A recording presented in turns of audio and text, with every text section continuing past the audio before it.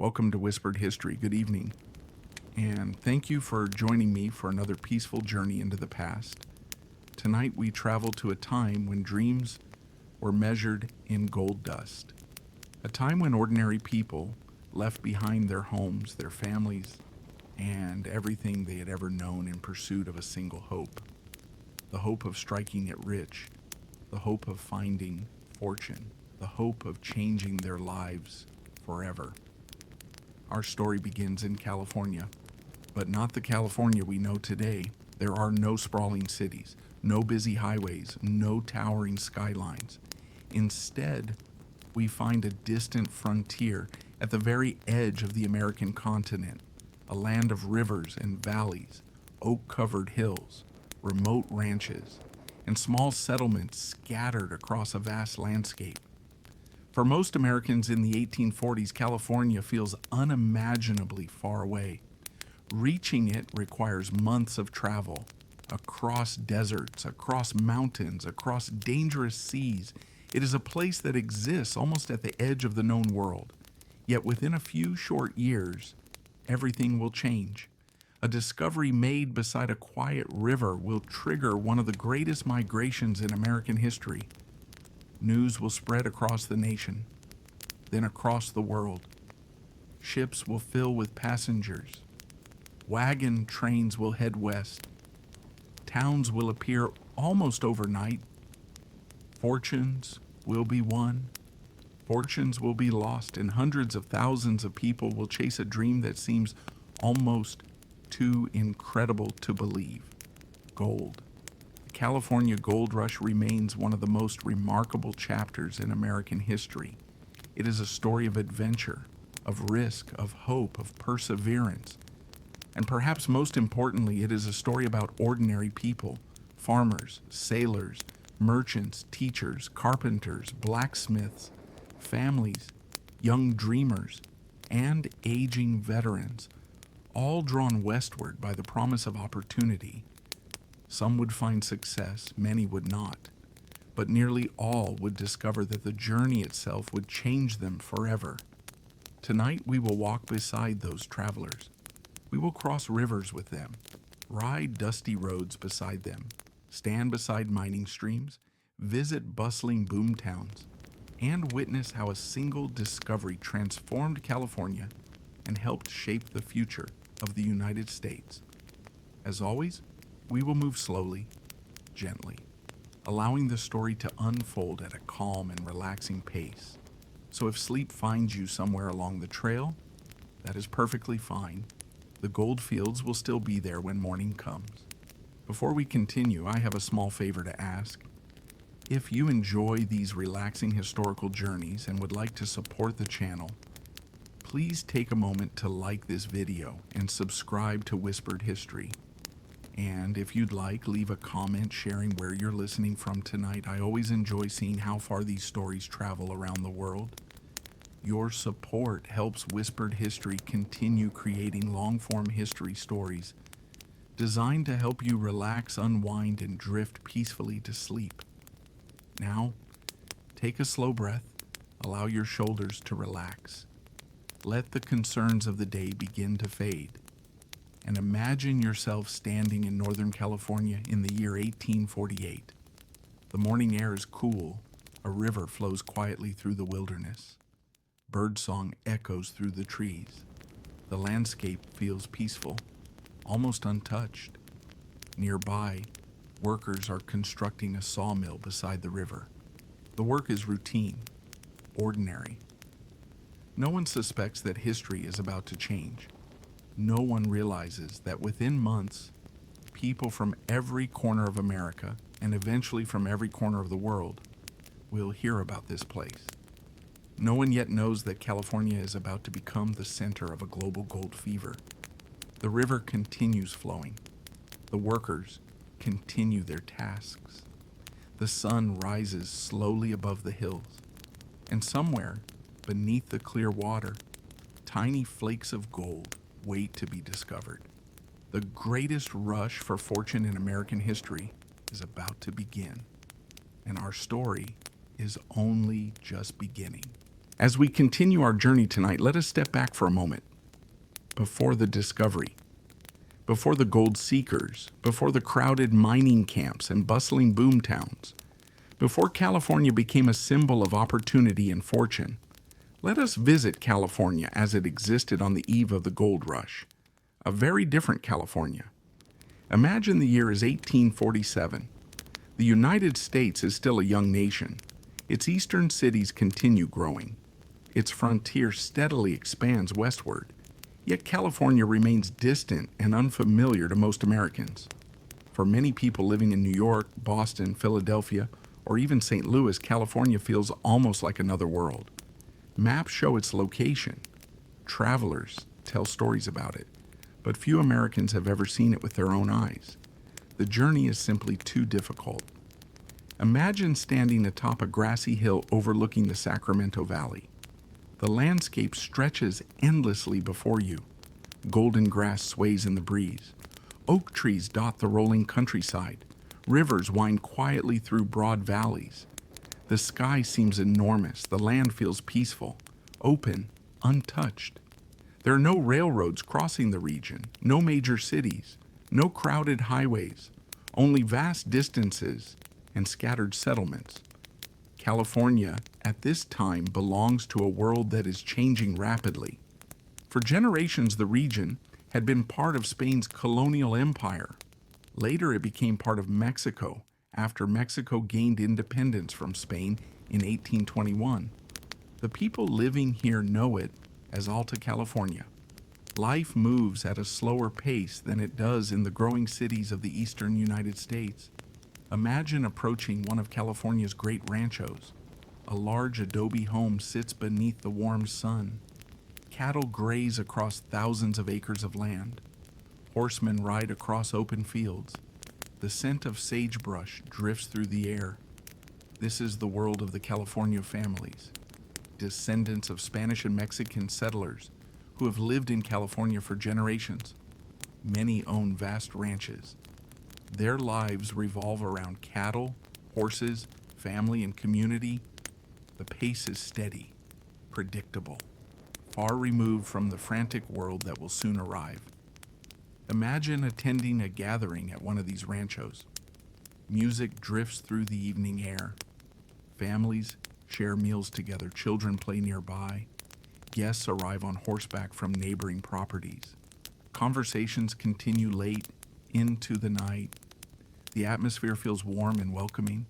Few people present realize how dramatically their world is about to change. California's population remains remarkably small. In 1847, only a few thousand non-native settlers lived throughout the enormous territory. Most settlements are modest in size. Some consist of little more than a handful of buildings. Others center around missions established decades earlier by Spanish missionaries. Imagine visiting one of these missions. Its white adobe walls glow softly beneath the California sun. Gardens flourish nearby. Church bells ring across the countryside. For years, these missions have served as important centers of community life. Their influence stretches across much of the region. Nearby, Native American communities continue living throughout California. For thousands of years before the arrival of Europeans, diverse native peoples had called this land home. They knew its rivers, its forests, its mountains, its seasons. Long before maps existed, they understood the rhythms of the landscape. Imagine standing beside a river at sunset. The water moves gently over smooth stones. Birds glide overhead. Fish move beneath the surface. The river seems timeless. Generation after generation has depended upon it. And yet, hidden within its waters lies something that will soon attract the attention of the entire world. Something that has always been there, waiting. Imagine the small settlement known as Sutter's Fort. Located near present-day Sacramento, it serves as one of the most important outposts in Northern California. The fort belongs to a Swiss immigrant named John Sutter. He has ambitious plans. He dreams of building a prosperous agricultural empire fields, ranches, mills, businesses, a thriving community. To many people, Sutter appears successful. His influence continues growing. His future seems bright. Yet history often enjoys surprises, because the very event that will make Sutter's land famous will also create problems he never imagined. Imagine workers moving through the fort's busy courtyard. Wagons arrive carrying supplies. Blacksmiths work at their forges. Laborers prepare equipment. Everyone focuses on ordinary concerns: harvest, construction projects, business opportunities. No one is searching for gold. Gold is not part of the plan, not yet. In fact, if someone had told these settlers that hundreds of thousands of fortune seekers would soon flood into California, many would have laughed. The idea would seem impossible. The territory is too remote, the journey too difficult, the population too small. Yet, history is often shaped by unlikely events, and sometimes the smallest discoveries create the largest consequences. Imagine a quiet winter morning in January of 1848. The American River flows through the foothills of the Sierra Nevada mountains. Nearby, construction continues on a sawmill. The workers focus on their tasks. The sound of rushing water fills the air. Nothing appears unusual. Nothing seems extraordinary. Yet within a matter of days, a discovery will be made beside that river. A discovery so significant that it will transform California forever. It will reshape the American West. It will attract dreamers from around the globe, and it will launch one of the greatest migrations in human history. For now, however, California remains peaceful. The rivers flow quietly. The cattle graze across open grasslands. The ranchos stand beneath the warm sun. The missions ring their bells, and the future waits patiently just beyond the horizon. Because in our next chapter, we will travel to Sutter's Mill itself, to the morning when James Marshall noticed something unusual in the water, something small, something shiny, something that would change the world, and the California gold rush will finally begin.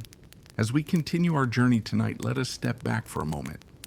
Before the discovery, before the gold seekers, before the crowded mining camps and bustling boomtowns, before California became a symbol of opportunity and fortune, let us visit California as it existed on the eve of the gold rush. A very different California. Imagine the year is 1847. The United States is still a young nation. Its eastern cities continue growing. Its frontier steadily expands westward. Yet California remains distant and unfamiliar to most Americans. For many people living in New York, Boston, Philadelphia, or even St. Louis, California feels almost like another world. Maps show its location, travelers tell stories about it, but few Americans have ever seen it with their own eyes. The journey is simply too difficult. Imagine standing atop a grassy hill overlooking the Sacramento Valley. The landscape stretches endlessly before you. Golden grass sways in the breeze. Oak trees dot the rolling countryside. Rivers wind quietly through broad valleys. The sky seems enormous. The land feels peaceful, open, untouched. There are no railroads crossing the region, no major cities, no crowded highways, only vast distances and scattered settlements. California at this time belongs to a world that is changing rapidly. For generations, the region had been part of Spain's colonial empire. Later, it became part of Mexico after Mexico gained independence from Spain in 1821. The people living here know it as Alta California. Life moves at a slower pace than it does in the growing cities of the eastern United States. Imagine approaching one of California's great ranchos. A large adobe home sits beneath the warm sun. Cattle graze across thousands of acres of land. Horsemen ride across open fields. The scent of sagebrush drifts through the air. This is the world of the Californio families, descendants of Spanish and Mexican settlers who have lived in California for generations. Many own vast ranches. Their lives revolve around cattle, horses, family, and community. The pace is steady, predictable, far removed from the frantic world that will soon arrive. Imagine attending a gathering at one of these ranchos. Music drifts through the evening air. Families share meals together. Children play nearby. Guests arrive on horseback from neighboring properties. Conversations continue late into the night. The atmosphere feels warm and welcoming. Few people present realize how dramatically their world is about to change. California's population remains remarkably small. In 1847, only a few thousand non-native settlers lived throughout the enormous territory. Most settlements are modest in size. Some consist of little more than a handful of buildings. Others center around missions established decades earlier by Spanish missionaries. Imagine visiting one of these missions. Its white adobe walls glow softly beneath the California sun. Gardens flourish nearby. Church bells ring across the countryside. For years, these missions have served as important centers of community life. Their influence stretches across much of the region. Nearby, Native American communities continue living throughout California. For thousands of years before the arrival of Europeans, diverse native peoples had called this land home. They knew its rivers, its forests, its mountains, its seasons. Long before maps existed, they understood the rhythms of the landscape. Imagine standing beside a river at sunset. The water moves gently over smooth stones. Birds glide overhead. Fish move beneath the surface. The river seems timeless. Generation after generation has depended upon it. And yet hidden within its waters lies something that will soon attract the attention of the entire world. Something that has always been there, waiting. Imagine the small settlement known as Sutter's Fort. Located near present-day Sacramento, it serves as one of the most important outposts in Northern California. The fort belongs to a Swiss immigrant named John Sutter. He has ambitious plans. He dreams of building a prosperous agricultural empire. Fields, ranches, mills, businesses, a thriving community. To many people, Sutter appears successful. His influence continues growing. His future seems bright, yet history often enjoys surprises, because the very event that will make Sutter's land famous will also create problems he never imagined. Imagine workers moving through the fort's busy courtyard. Wagons arrive carrying supplies. Blacksmiths work at their forges. Laborers prepare equipment. Everyone focuses on ordinary concerns, harvests, construction projects, business opportunities. No one is searching for gold. Gold is not part of the plan, not yet. In fact, if someone had told these settlers that hundreds of thousands of fortune seekers would soon flood into California, many would have laughed. The idea would seem impossible. The territory is too remote, the journey too difficult, the population too small. Yet history is often shaped by unlikely events. And sometimes the smallest discoveries create the largest consequences. Imagine a quiet winter morning in January of 1848. The American River flows through the foothills of the Sierra Nevada mountains. Nearby, construction continues on a sawmill. The workers focus on their tasks. The sound of rushing water fills the air. Nothing appears unusual. Nothing seems extraordinary, yet within a matter of days, a discovery will be made beside that river. A discovery so significant that it will transform California forever. It will reshape the American West. It will attract dreamers from around the globe, and it will launch one of the greatest migrations in human history. For now, however, California remains peaceful. The rivers flow quietly. The cattle graze across open grasslands. The ranchos stand beneath the warm sun. The missions ring their bells. And the future waits patiently just beyond the horizon. Because in our next chapter, we will travel to Sutter's Mill itself, to the morning when James Marshall noticed something unusual in the water, something small, something shiny, something that would change the world, and the California Gold Rush will finally begin. As we continue our journey tonight, the year is now 1848. California remains quiet. The Great Migration has not yet begun. The mining camps do not yet exist.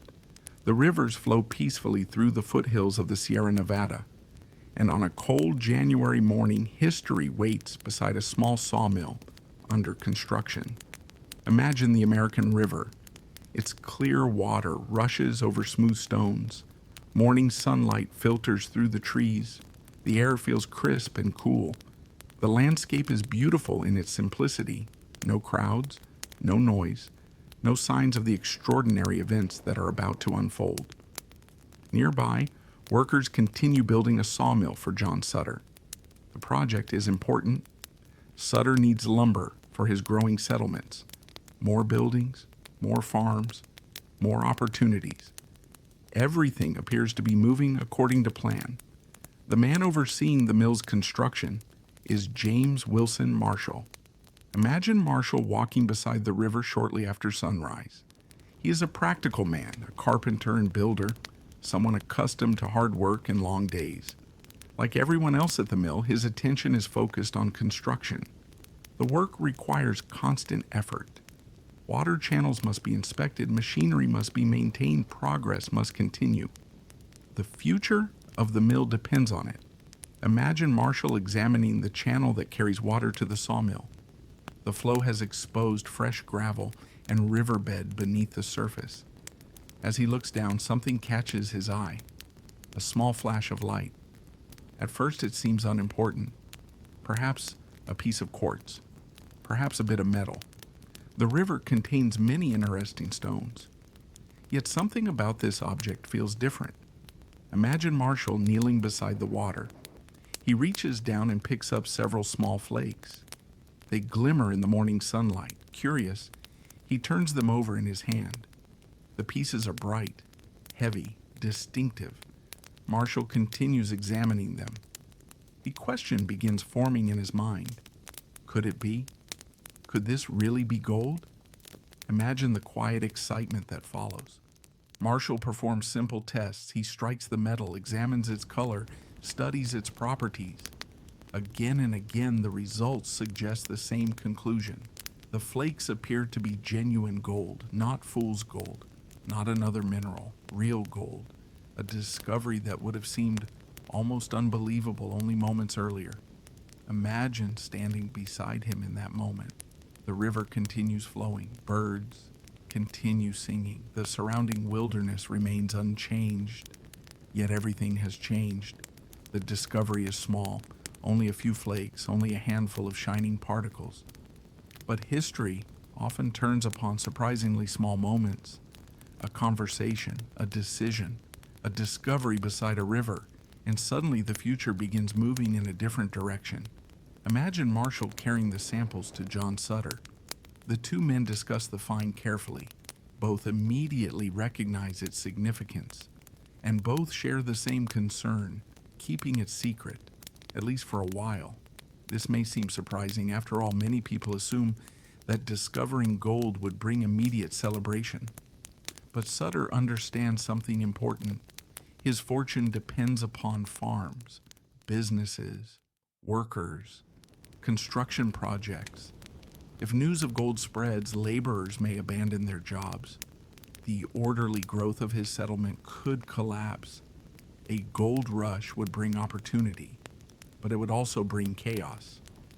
Imagine Sutter and Marshall examining the flakes together. The evidence appears convincing, yet neither man fully understands what is about to happen.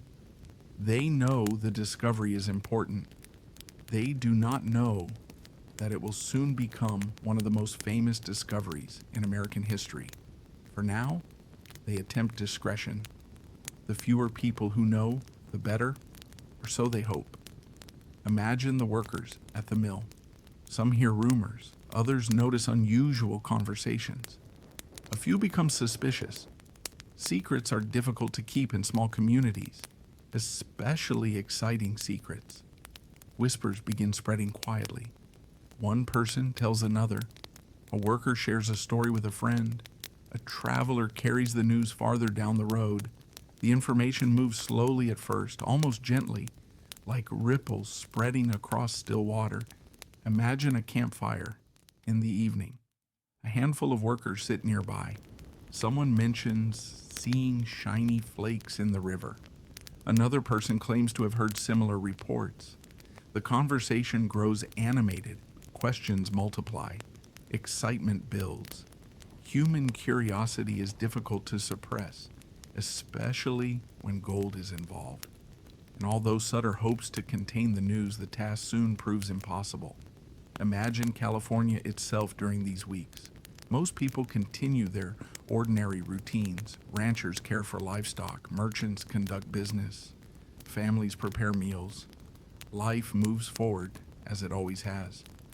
Yet beneath the surface, something new is beginning. A sense of possibility, a feeling that fortunes might be waiting in the hills. The idea spreads gradually, then steadily, then almost uncontrollably. Imagine a man standing beside the American River after hearing the rumors. He kneels in the shallow water, scoops gravel into a pan, swirls it gently. The heavier particles settle at the bottom, and there, glimmering in the sunlight, he sees it. Gold, tiny flakes, small but unmistakable. Proof. The rumors are true, the discovery is real. The dream suddenly feels possible. And once proof exists, everything changes. Imagine the first small groups of prospectors arriving, not thousands, not yet, just a few curious individuals. They search streams, examine gravel bars, explore nearby valleys. Many find traces of gold, enough to encourage further searching, enough to fuel growing excitement. The secret continues slipping away, day by day, conversation by conversation. The discovery can no longer be contained, and soon the news will travel beyond California itself, beyond the frontier, beyond the mountains, across the entire United States, and eventually across the world. But for now, the gold remains hidden within quiet rivers and peaceful valleys. The great rush has not yet arrived. The boomtowns do not yet exist. The wagon trains have not begun rolling westward. California still enjoys a brief moment of calm before the storm. Imagine the sun setting over the American River. The water glows gold beneath the fading light. The hills grow quiet. The workers return to their cabins. The future remains uncertain. Yet somewhere beneath the river's surface, countless more flakes of gold continue to wait, waiting for dreamers, waiting for fortune seekers, waiting for the news that will soon change everything. Because in our next chapter, the secret escapes California. The rumors become headlines, the whispers become a national sensation, and America begins to experience a fever unlike anything it has ever known. Gold fever. As we continue our journey tonight, let us leave the quiet river behind. The discovery has been made. The gold has been found. Yet California still sleeps peacefully beneath the winter sky. Most of the world remains unaware. Most Americans continue their daily lives without the slightest idea that a remarkable discovery has occurred thousands of miles away. For now, the gold remains a secret, or at least it remains a secret that some people are desperately trying to keep. Imagine John Sutter walking through his settlement during the spring of 1848. He watches workers moving about their tasks. Wagons arrive carrying supplies. Farmers tend their fields. Everything appears normal. Yet beneath the surface, concern grows. The rumors refuse to disappear. Too many people have seen the gold. Too many people have heard the stories. And every day, more workers abandon their jobs to search the rivers for themselves. Imagine a carpenter setting down his tools, a farmhand leaving the fields, a blacksmith closing his workshop. One by one, people begin slipping away toward the streams and riverbanks. The promise of gold is difficult to resist. Why spend months earning wages when fortune might be waiting beneath a few inches of gravel? The question spreads across California, and soon it spreads beyond California as well. Imagine a traveler carrying news eastward. The journey is long. Weeks become months. The information passes from person to person. Some listeners are skeptical, others are intrigued. After all, rumors of gold are nothing new. Throughout history, stories of hidden riches have appeared again and again. Many prove exaggerated. Some prove entirely false. At first, many Americans assume this latest report will be no different, yet the rumors continue growing. Imagine reading a newspaper in the summer of 1848. Among the political news and local announcements appears an unusual report. Gold has been discovered in California. At first, the article may seem almost unbelievable. California is distant, remote, difficult to reach. The story feels more like a curiosity than a life-changing opportunity. But more reports follow, then more, and then something extraordinary happens. Evidence arrives. Imagine a government official examining samples brought back from California. The flakes glimmer beneath the light. The metal is tested. The results are clear. The gold is genuine. The discovery is real. Suddenly, the rumors gain credibility. People begin paying attention. Imagine conversations taking place across America, in general stores, on riverboats, at dinner tables, in workshops, in taverns. Someone mentions California. Someone else mentions gold. Questions follow immediately. How much gold? Where exactly was it found? Can anyone go? Could ordinary people become wealthy? The possibility captures imaginations everywhere, and as summer turns to autumn, excitement continues building. Imagine New York City in 1848. The streets are busy. Ships crowd the harbor. Merchants conduct business as usual. Yet conversations increasingly turn westward, toward California, toward opportunity, toward dreams of sudden wealth. Many people remain cautious, but others begin considering a radical idea, leaving everything behind. Imagine a farmer in Ohio reading one of the latest newspaper reports. His life has always followed familiar patterns: planting, harvesting, preparing for winter. Yet now he finds himself staring at a description of California's gold fields. The words linger in his mind, perhaps only for a moment, perhaps for much longer.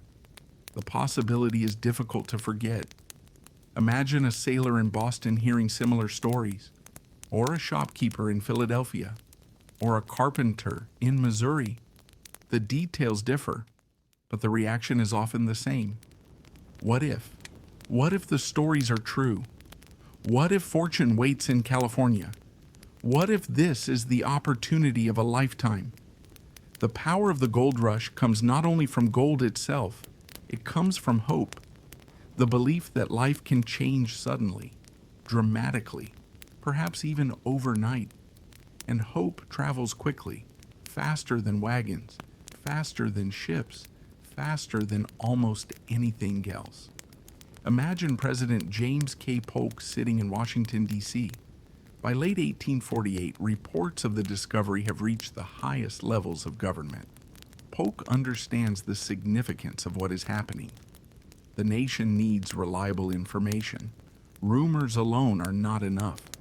Eventually, in December of 1848, President Polk addresses Congress.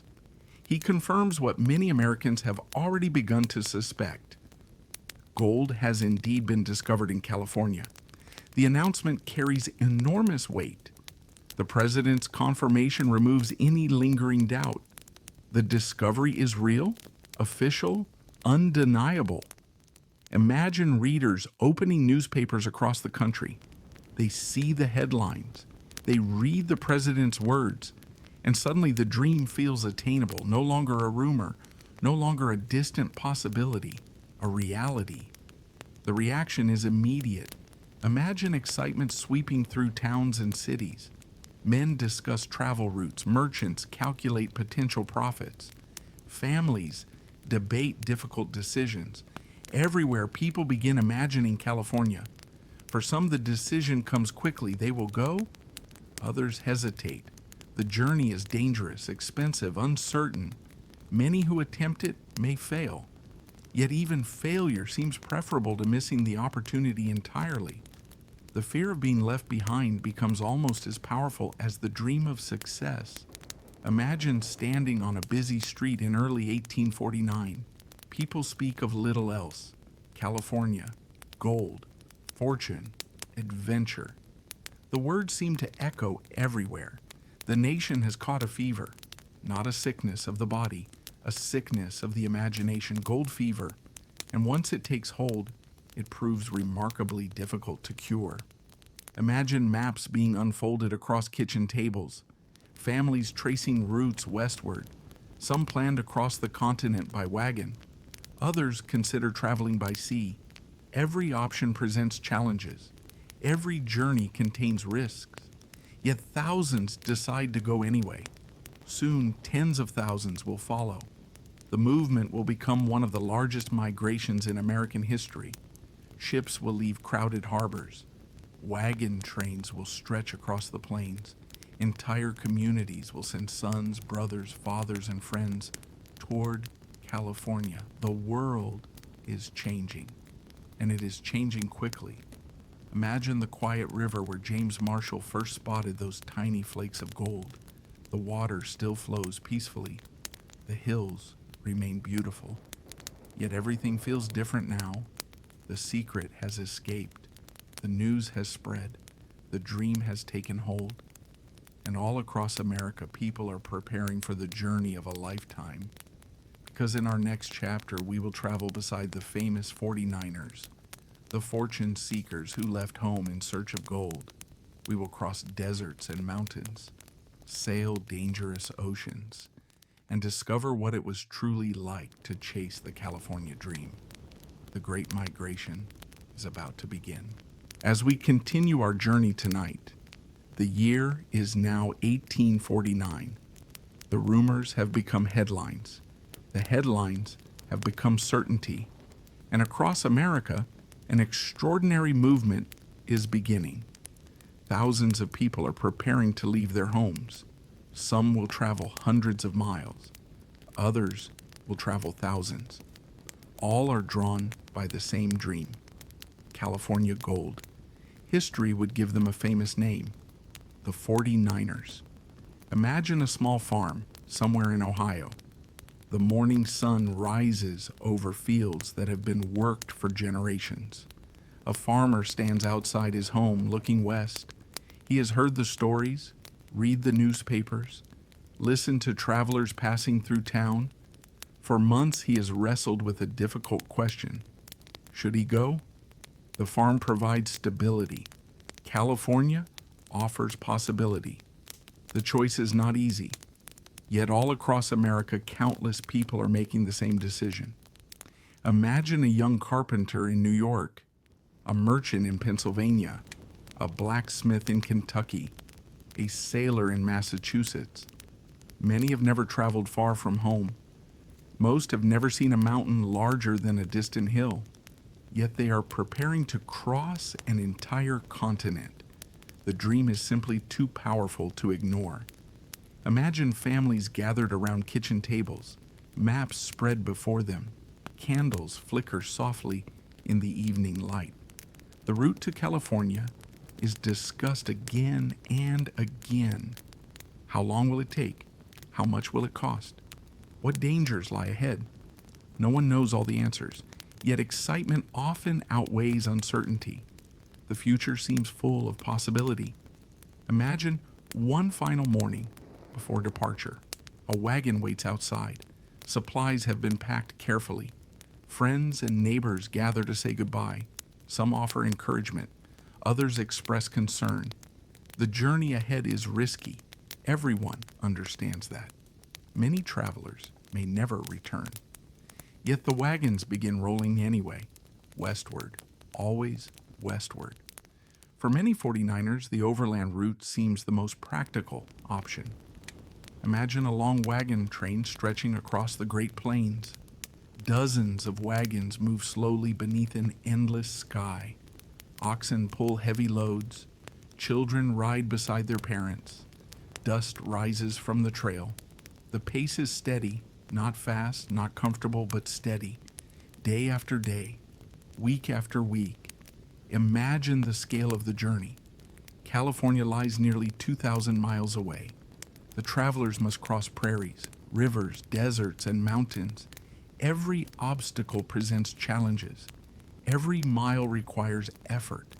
The journey becomes an adventure unlike anything most have ever experienced. Imagine camping beneath the stars somewhere along the Platte River. Campfires glow softly across the prairie. The wagons form a loose circle.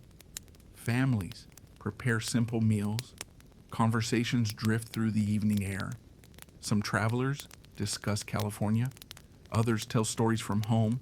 The atmosphere feels hopeful, yet uncertainty remains. No one truly knows what awaits them at the journey's end.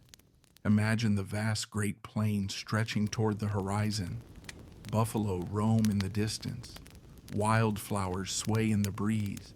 The landscape appears endless, beautiful, and at times intimidating. Travelers quickly learn that the journey itself may be as important as the destination. Each day brings new sights, new challenges, new experiences. The American West unfolds before them. Imagine crossing a river. The current moves swiftly. Wagons must be guided carefully, supplies protected, animals managed. A single mistake can prove costly. Many travelers lose equipment during river crossings. Some lose much more. The journey demands patience, skill, and a little luck. Imagine reaching the Rocky Mountains. The peaks rise dramatically against the sky. Snow still clings to higher elevations. The travelers pause to admire the view. For many, these are the largest mountains they have ever seen. The sight is breathtaking, yet it also serves as a reminder. The hardest part of the journey may still lie ahead. Imagine climbing narrow mountain trails. The wagons move slowly. The air grows cooler. Progress becomes difficult. Every mile feels earned. Yet the travelers continue forward, driven by hope, driven by determination, driven by dreams of gold. Not everyone chooses the overland route. Imagine the busy harbor of New York City. Ships crowd the waterfront. Passengers board vessels bound for California. The journey by sea presents a different set of challenges. Yet for some, it seems preferable to crossing the continent by wagon. Imagine standing on the deck of a sailing ship. The city fades into the distance. The Atlantic Ocean stretches endlessly ahead. The voyage has begun. Some ships follow a remarkable route. They sail south along the eastern coast of the Americas, past the Caribbean, past South America, all the way around Cape Horn at the southern tip of the continent, then north again toward California. The journey can take months, sometimes half a year. Imagine Cape Horn itself. Towering waves crash against the ship. Cold winds howl across the sea. The waters are among the most dangerous in the world. Sailors respect the region deeply. Many fear it. Yet thousands of fortune seekers brave the passage because California waits beyond the horizon. Imagine another route, one that grows increasingly popular during the gold rush. Travelers sail to Panama, cross the narrow isthmus by foot, mule, or canoe, then board another ship on the Pacific side. The route is faster, but not necessarily safer. Tropical diseases, difficult terrain, and crowded conditions create their own challenges. Still, people continue arriving, day after day, month after month. California draws them all. Imagine the arrival of a ship in San Francisco Bay. Passengers rush to the railings. After months of travel, they finally see California. The shoreline appears before them. The journey is over. Or perhaps more accurately, the journey is just beginning. Many travelers expect an organized city. Instead, they find chaos, opportunity, excitement. Thousands of people arriving from every corner of the globe. The gold rush is transforming California at astonishing speed. Imagine stepping ashore. The air smells different. The landscape feels unfamiliar. Voices from many nations fill the streets. Everyone seems to be moving, searching, planning, dreaming. Some travelers head immediately toward the gold fields. Others pause to gather supplies. All share the same hope that somewhere in the rivers and hills of California, fortune awaits. Imagine the roads leading east from San Francisco.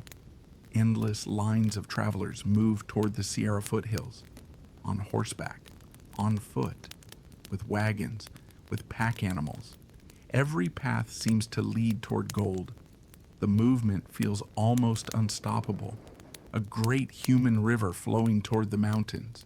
And among those travelers are farmers, carpenters, teachers, merchants, sailors, young men seeking adventure, older men seeking a second chance. Each carries a dream. Some will find gold, most will not, yet none can know that yet. The future remains hidden among the rivers and hills ahead. As evening settles over California, imagine hundreds of campfires glowing beneath the stars. The 49ers rest after another day of travel. The mountains stand dark against the night sky. The gold fields lie just beyond them. Tomorrow the search will begin. Tomorrow dreams will meet reality. And in our next chapter, we will step inside the mining camps themselves and discover what life was truly like for the men and women who chased fortune during the California gold rush. As we continue our journey tonight, let us leave the long trails and crowded ships behind. The journey to California is over. The dreamers have arrived. The mountains rise before them. The rivers sparkle beneath the sunlight, and somewhere within these hills lies the gold they have traveled so far to find. Imagine waking before dawn in a mining camp during the summer of 1849. The first light of morning creeps over the Sierra Nevada foothills. A cool mist hangs above the river. Campfires that burn through the night still glow faintly in the darkness. The camp is quiet for a moment, a brief moment. Then slowly, life begins to stir. A prospector emerges from a tent. Another steps from a rough wooden cabin. Someone places a coffee pot over the fire. The scent drifts through the cool air. Nearby, the river continues its endless journey downstream. For the miners, every day begins with hope. Today could be the day. Today could be the day they discover enough gold to change their lives forever. Imagine looking across the camp. It is far from the organized towns many travelers imagined before leaving home. Most mining camps begin as collections of tents, wagons, and makeshift shelters. People arrive quickly, faster than roads, buildings, or governments can keep up with them. The result is often a landscape of controlled chaos. Canvas tents stand beside rough log cabins. Cooking fires burn in every direction. Tools lie scattered outside temporary homes. Yet despite the disorder, there is an energy here, a sense of possibility. Everyone has come for the same reason: gold. Imagine a miner preparing for the day's work. His possessions are simple: a shovel, a pickaxe, a metal pan, perhaps a few personal belongings carried all the way from home. He eats a quick breakfast, maybe bread, perhaps beans or salt pork. Then he heads toward the river. The day's search begins. Imagine standing beside a California stream in 1849. The water is cold and clear. Sunlight reflects from the surface. Birds move through the trees overhead. The setting is beautiful, peaceful. And yet every person standing along the riverbank is searching, watching, hoping, looking for that unmistakable flash of yellow, gold. The simplest method is panning. Imagine kneeling beside the river with a shallow metal pan. You scoop up gravel, sand, and water, then carefully swirl the mixture. The lighter material washes away, the heavier material settles at the bottom. Again and again, the process is repeated. Patiently, methodically. Sometimes nothing appears. Sometimes a few tiny flakes remain. And on rare occasions, a larger piece glimmers in the sunlight. Imagine the excitement when gold finally appears in the pan. Even a small amount can transform an ordinary morning. The miner studies the flakes carefully. They are real. Proof that the dream is possible. Proof that fortune exists somewhere within these hills. Such discoveries keep people searching, day after day, week after week, month after month. Imagine the sounds of the mining camp during midday, shovels striking gravel, water rushing through wooden sluices, voices calling across the river, the occasional laughter of successful miners, the occasional frustration of those finding little. Every camp contains both optimism and disappointment, sometimes side by side. Imagine two prospectors sitting beneath a tree during lunch. One has found several promising flakes. The other has found nothing all week. Yet both continue searching, because tomorrow might be different. Gold has a powerful way of sustaining hope, even when success remains elusive. As more miners arrive, new methods begin appearing. Imagine wooden sluice boxes stretching along the riverbank. Water flows through them continuously. Miners shovel gravel into the top. The current carries lighter material away while heavier gold settles inside. The system allows larger amounts of earth to be processed. More work, more efficiency, more opportunity. The simple pan remains useful. But many miners seek ways to improve their chances. Imagine a hillside dotted with mining claims. Each small section of land belongs to someone, or at least someone hopes it does. In the early days of the gold rush, formal rules are often limited. Miners create their own systems, their own agreements, their own customs. Disputes occur, yet communities usually find ways to maintain order. Life on the frontier often requires cooperation, even among competitors. Imagine the weather changing throughout the seasons. Summer days can be hot and dusty. Winter storms transform roads into rivers of mud. Floodwaters reshape streams overnight. The landscape itself influences the search for gold. Some miners welcome floods because they expose new deposits. Others dread them because they destroy equipment. Nature becomes an active participant in daily life. Imagine evening returning to the camp. The work is finished for the day. Tools are cleaned and stored. Miners gather around campfires. Meals are prepared. Stories are exchanged. The atmosphere softens. The relentless search pauses until morning.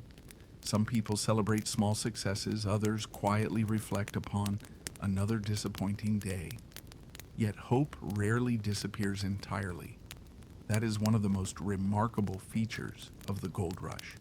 No matter how difficult the work becomes, tomorrow always offers another chance. Imagine the conversations around those campfires. One miner claims to know of a rich stream farther up the valley. Another describes a friend who found a nugget worth hundreds of dollars. A third shares stories from home. The stories drift into the night air. Some are true, some perhaps less so, but all contribute to the spirit of the gold rush, a spirit built upon possibility. Imagine looking up at the stars above the mining camp. The same stars shine over farms in Ohio, harbors in New York, towns in Missouri, places many miners left behind. For a moment, thoughts turn toward home, families, friends, familiar landscapes. Then attention returns to the future. to the dream that brought them here, to the river waiting nearby, to the possibility of gold, because every miner believes that the next discovery could be the one, the discovery that changes everything. As the camp grows quiet, the river continues flowing through the darkness.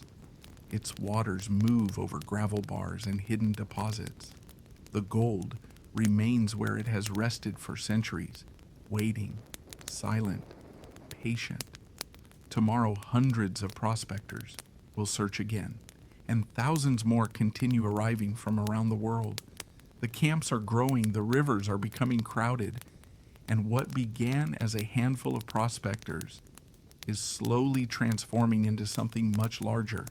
Entire towns are beginning to emerge from the wilderness. Boomtowns, places that seem to appear almost overnight, places filled with opportunity, excitement, and extraordinary change. And it is there that our journey continues next. As we continue our journey tonight, the rivers of California remain crowded with prospectors. Every bend in the stream seems occupied. Every gravel bar has been searched. Every promising location attracts hopeful miners. Yet while many people focus on the rivers, something equally remarkable is happening nearby. Entire towns are appearing almost overnight. Places that scarcely existed a year earlier are suddenly filled with thousands of people. The California gold rush is not only transforming rivers and mountains, it is transforming communities. Imagine standing on a hillside overlooking the Sacramento Valley in late 1849. The landscape before you looks very different from the quiet California of only a few years earlier.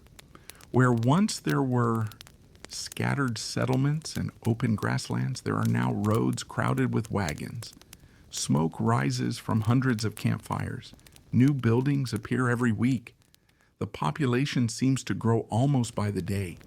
The change feels astonishing, almost impossible. Imagine arriving at Sacramento in the early days of the gold rush. The settlement sits beside the rivers that connect the gold fields to San Francisco. Its location makes it important. Supplies pass through here. Travelers pass through here. Merchants pass through here. Soon the small settlement begins growing rapidly. Imagine streets lined with wooden buildings, wagons moving in every direction, store owners unloading merchandise, new arrivals searching for lodging. The energy is constant. The town feels alive. Every day brings opportunity. Every day brings change. Many people arrive expecting to become miners. Yet some quickly realize that there are other ways to profit from the gold rush. Imagine a merchant opening a small general store. He sells tools, food, clothing, mining equipment. The demand seems endless. Prospectors constantly need supplies. And unlike gold mining, selling goods often produces reliable income. Some merchants discover that serving miners can be more profitable than becoming one. Imagine a simple shovel. Before the gold rush, it may have sold for a modest price. Now demand has skyrocketed. The same is true for boots, picks, cooking pots, blankets. Almost everything becomes valuable. California's growing population needs supplies, and merchants work tirelessly to meet that need. Imagine walking through one of the new boom towns. The streets are crowded. Languages from around the world fill the air. Americans mingle with newcomers from Mexico, Chile, France, China, Germany, Australia, and many other places. The gold rush has become an international event. People from across the globe are arriving in California, all drawn by the same dream. The result is a remarkable mixture of cultures and experiences. Imagine entering a busy hotel. Travelers share stories from distant lands. Some discuss successful mining claims. Others describe difficult journeys. Many speak of future plans. Every person seems to have a story, and every story begins with hope. The atmosphere feels energetic, optimistic, sometimes chaotic, yet undeniably fascinating. Imagine the town of Stockton, or Sonora, or Columbia, communities that grow rapidly during the gold rush. Buildings appear so quickly that entire streets seem to emerge within weeks. Businesses open constantly, some succeed, others disappear just as quickly. The pace of change is extraordinary. Few places in American history have grown so rapidly. Imagine carpenters working from sunrise until sunset. New homes are needed, new stores, new warehouses, new hotels. Construction occurs everywhere. The sound of hammers echoes through the streets. Fresh lumber arrives daily. Entire neighborhoods rise from the ground almost as quickly as people can build them. Imagine a visitor returning after only a few months away. The town, he remembers, has transformed completely. New buildings stand where open ground once existed. New businesses line the streets. New faces appear everywhere. The growth feels almost unbelievable. Yet this is the reality of Gold Rush, California. A world changing faster than anyone expected. Imagine a newspaper office in one of these growing towns. Editors work late into the evening. Printing presses operate constantly. Readers hunger for information, news about gold discoveries, mining regulations, business opportunities, political developments. The demand for news reflects the pace of life itself. Everything seems to be happening at once. Imagine the main street after sunset. Lanterns glow in shop windows. Music drifts from nearby gathering places. Restaurants serve late meals. Travelers arrive even after dark. The streets remain active long after sunset. Unlike the quiet California of earlier years, these boomtowns rarely seem to sleep. Opportunity keeps people moving, keeps people dreaming, keeps people planning for tomorrow. Imagine, however, that not all boomtowns enjoy lasting success. Some exist only because nearby streams produce gold. As long as miners remain, the town survives. But if the gold disappears, people leave. And when people leave, entire communities can fade remarkably quickly. A bustling town one year may become nearly deserted a few years later. This cycle will eventually create many of California's famous ghost towns. But that chapter still lies ahead. For now, the boomtowns continue growing. Imagine standing at the edge of one of these settlements during the evening. The lights glow warmly against the darkness. The sounds of conversation drift through the cool air. Beyond the town, the mountains rise beneath the stars. Thousands of dreamers sleep nearby, some in comfortable hotels, others beneath canvas tents, all united by a shared hope. Tomorrow may bring fortune. Tomorrow may bring success. Tomorrow may change everything. And perhaps nowhere is that hope more visible than among the merchants, traders, and business owners who are discovering a surprising truth. The richest fortunes of the gold rush are not always found in rivers. Sometimes they are found in stores, in warehouses, in businesses built to serve the dreamers. Because while miners search for gold, another group of Californians is quietly becoming wealthy, and their story is just beginning. It is there that our journey will continue next. As we continue our journey tonight, the gold rush is transforming California at a remarkable pace. The rivers remain crowded, the mining camps continue growing, and the boomtowns are busier than ever. Yet a surprising reality is beginning to emerge.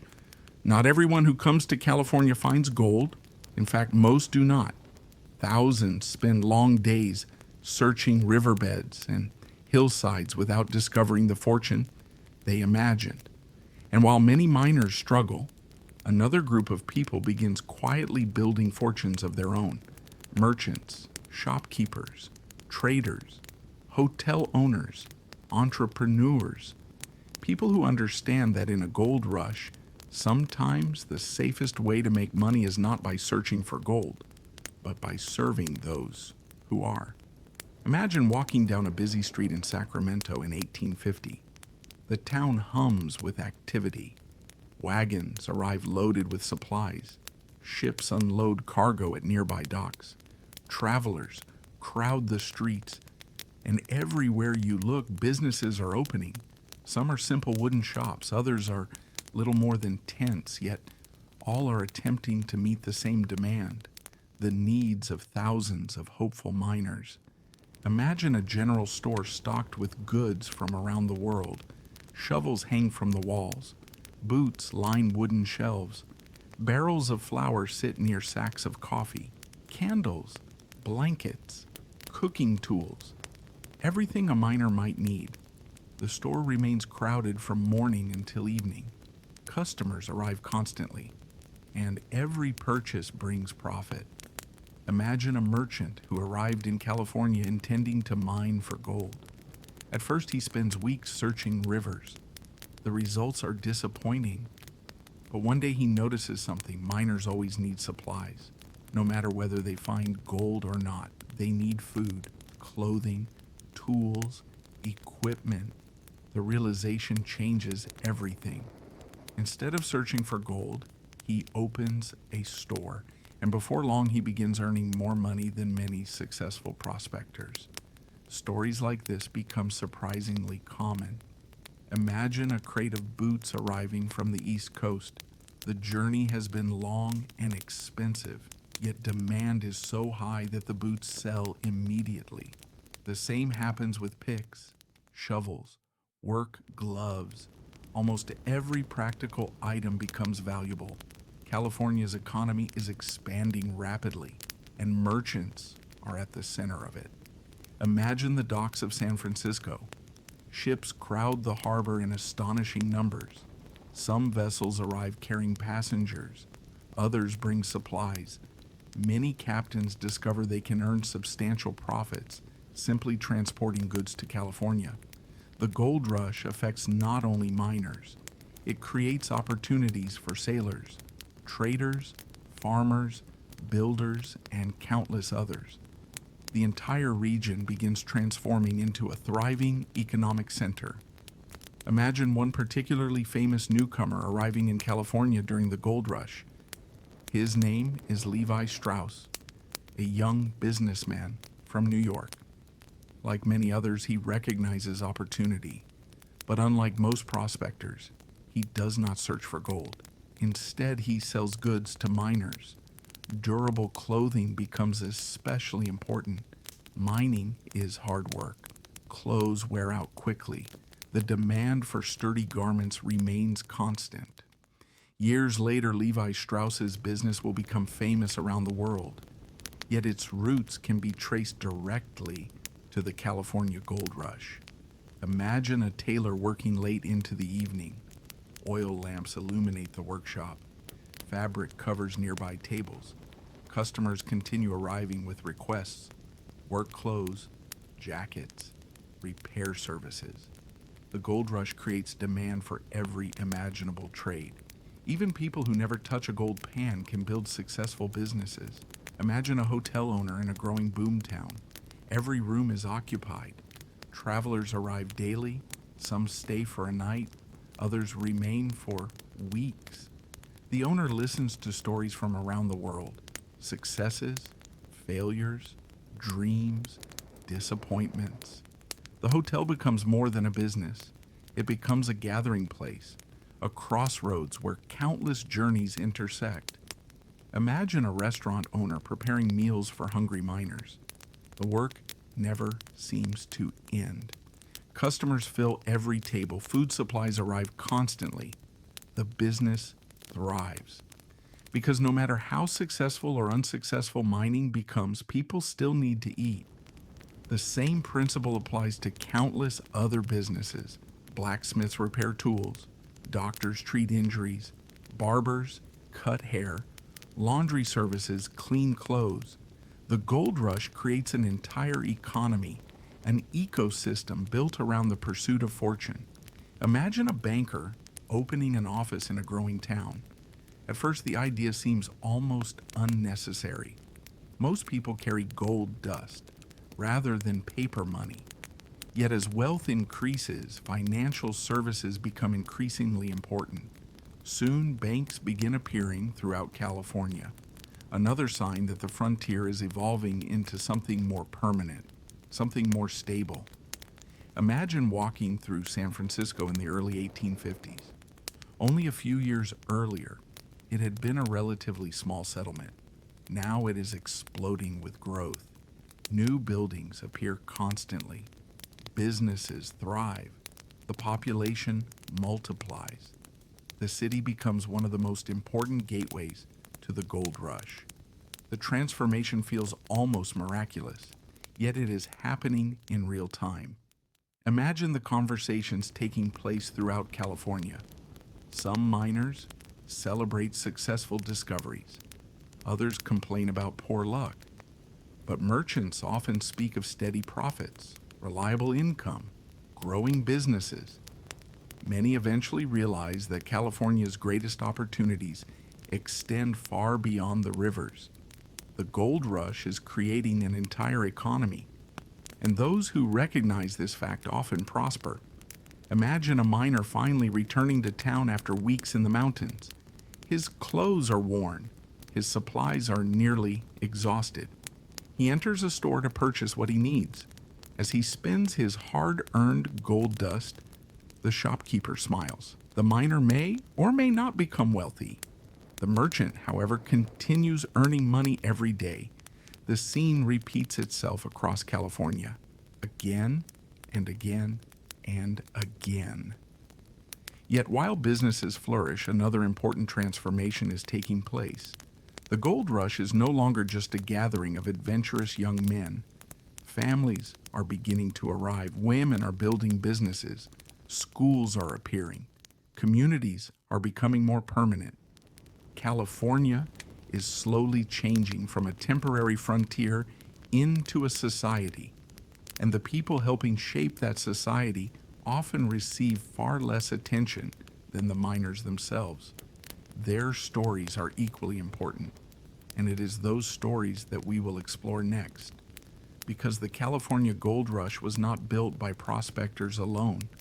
It was built by entire communities. And among the most influential members of those communities were the women who helped transform the frontier into a home.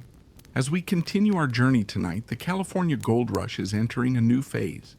The rivers still glitter with possibility. The boomtowns continue growing.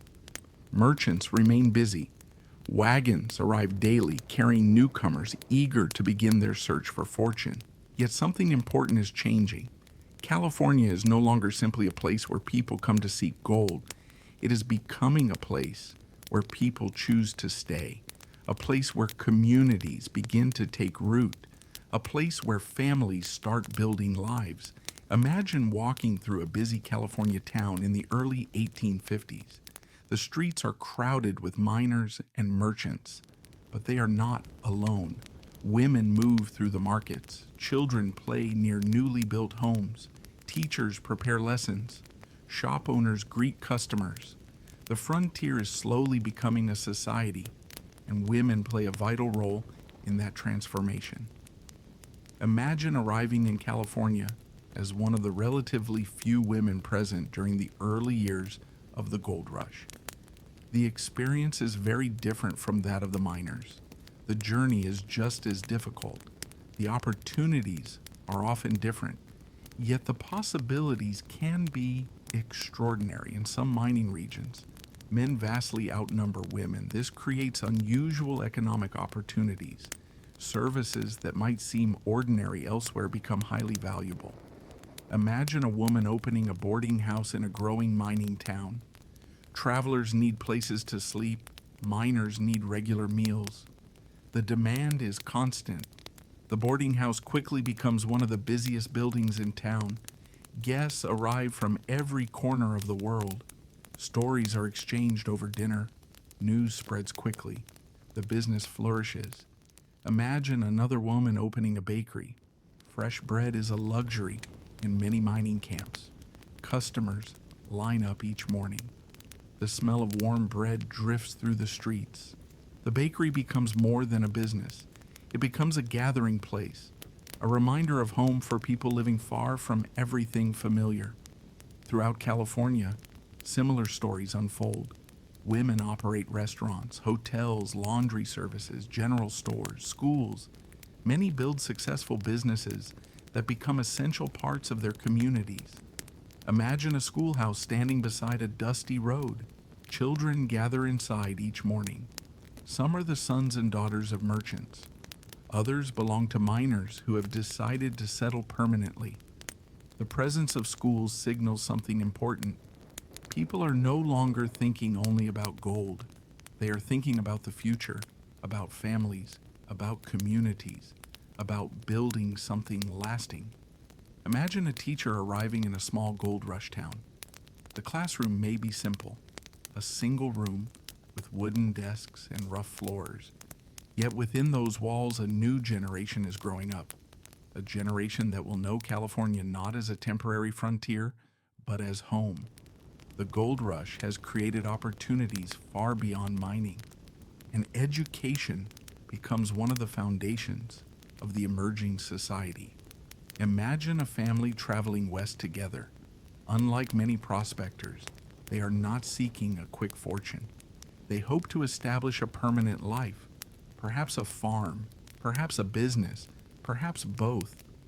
The journey remains difficult, yet they believe California offers possibilities unavailable elsewhere. For many families, that belief proves correct. Imagine a small house overlooking a valley near the goldfields. A garden grows nearby. Children help with chores. A meal cooks over the fire. The scene feels peaceful, almost ordinary. Yet only a few years earlier, this entire region had been sparsely populated wilderness. The speed of change remains remarkable. Imagine a woman keeping a journal during the gold rush. Each evening, she records the events of the day, the arrival of new neighbors, the opening of a store, the challenges of frontier life, the beauty of the California landscape. Many such journals survive today. They provide valuable glimpses into daily life during this transformative period. Their pages reveal not only the excitement of the gold rush, but also the routines of ordinary people building communities. Imagine attending a social gathering in a California town. Music fills the air. Families share food. Children laugh and play. Neighbors exchange stories. For a few hours, the pressures of mining and business fade into the background. People simply enjoy each other's company. Moments like these help transform settlements into communities. Imagine a church being constructed, or a library, or a town hall. Each new building represents stability, permanence, a belief that the town will endure. Not every settlement survives. Some will eventually disappear, but many continue growing. The gold rush is laying the foundation for California's future. Imagine looking around one of these towns at sunset. The shops are closing for the evening. Lanterns begin glowing in windows. Families gather for dinner. The streets gradually grow quieter. The atmosphere feels settled, comfortable. The frantic energy of the earliest gold rush years is beginning to evolve into something more sustainable, something more enduring. Yet life remains far from easy. The California frontier continues presenting challenges: disease, floods, fires, economic uncertainty, isolation. The hardships can be severe. Even successful communities face obstacles. Imagine a family enduring a difficult winter. Supplies run low, roads become nearly impassable. Communication with distant relatives remains slow and uncertain. The frontier demands resilience, patience, and determination. These qualities become as valuable as gold itself. For every success story, there are also struggles. For every prosperous business, there are setbacks. The California dream remains real, but it is rarely simple. Imagine a mother standing outside her home at dusk. She watches the last sunlight touch the distant hills. Somewhere beyond those hills, miners continue searching for gold. Yet here, in the growing town below, another kind of treasure is emerging: community, friendship, opportunity, a sense of belonging. The gold rush is creating more than wealth. It is creating a society, And as that society grows, so do its challenges. Because life in the goldfields is not always exciting adventure. The reality can be harsh. The work can be exhausting. And many dreamers discover that the search for fortune comes with a heavy price. As the stars appear above California, campfires flicker across the landscape.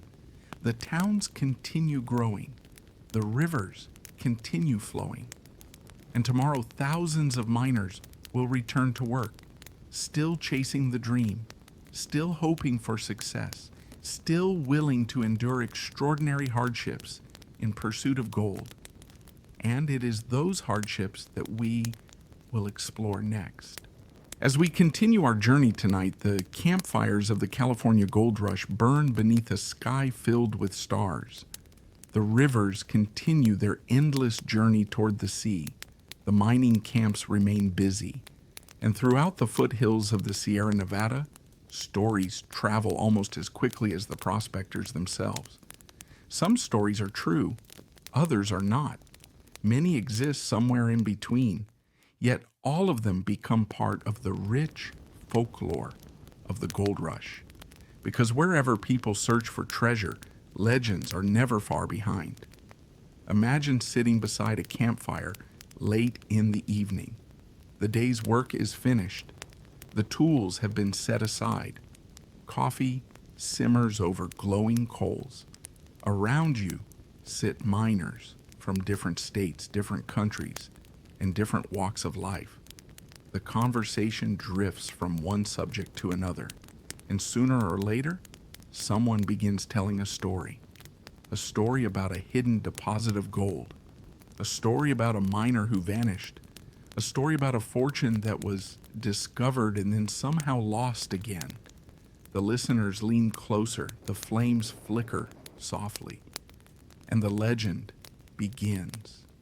Imagine hearing rumors of a stream somewhere deep in the mountains, a place where gold nuggets lie scattered across the riverbed, a place so rich that a single day's work could make a man wealthy.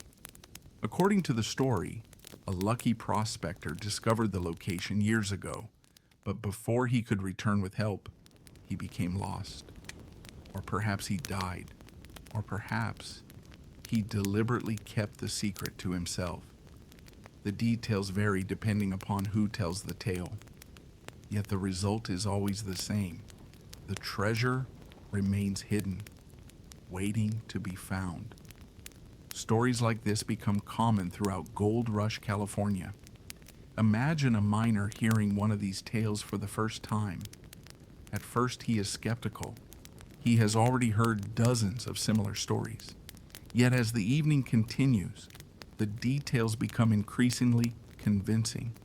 The storyteller seems sincere. The witnesses seem reliable. And suddenly, the possibility begins to feel real. Perhaps the hidden stream truly exists. Perhaps fortune lies somewhere beyond the next mountain. Imagine groups of prospectors setting out to search for these legendary locations. Maps are studied, directions are debated, trails are followed into remote valleys. Sometimes the search lasts days, sometimes weeks. Most return empty-handed, yet the stories continue. Because the possibility itself is often enough. Hope remains one of the most valuable resources in the gold fields. Imagine another famous type of gold rush legend, the story of the lost mine. According to countless versions of this tale, a prospector discovers an extraordinarily rich deposit. He gathers a small fortune. Then, for one reason or another, he loses the location. Perhaps a storm forces him away. Perhaps illness prevents his return. Perhaps landmarks change. The mine vanishes. Only the story survives. Generations of treasure hunters later attempt to rediscover it, usually without success. Yet the legend endures. Imagine walking through a mining town and hearing conversations about such places. Every community seems to have its own version, its own hidden canyon, its own forgotten stream, its own lost fortune. The mountains become filled with invisible treasures, at least in the imagination. And imagination often thrives on the frontier. Imagine a weathered prospector sitting outside a general store. His beard is gray. His clothes show years of hard work. Young miners gather nearby to hear his stories. He speaks of discoveries made long ago, of rivers that no longer exist, of gold so plentiful that men filled their pockets in a single afternoon. Are the stories true? Perhaps some are.